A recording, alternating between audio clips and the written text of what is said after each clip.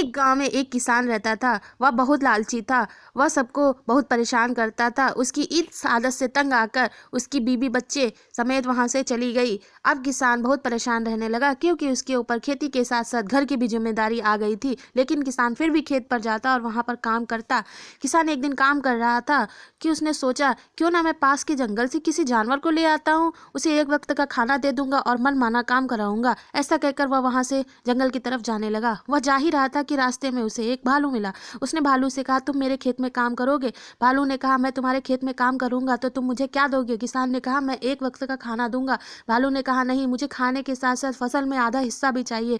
किसान ने सोचा और सोचा, चलो ठीक है, अभी इसे हाँ कर देता हूँ, बाद में जैसे तैसे मना लूंगा। किसान ने हाँ कर दी। किसान के हाँ करते ही भालू किसान के साथ चल दिया और किसान ने भालू से कहा, ठीक है, मैं इस बार जो फसल उगाऊंगा उसमें ऊपर का हिस्सा मैं तुमको दूंगा और नीचे के हिस्सा मैं ले लूंगा। भालू ने कहा, ठीक है। भालू ने खूब मेहनत की। किसान ने इस बार खेत में आलू उगाए थे और सारे आलू खुद ले लिए और ऊपर का हिस्सा भालू को दे दिया। भालू इससे बहुत दुखी हुआ और वह नाराज होकर वहां से जाने लगा।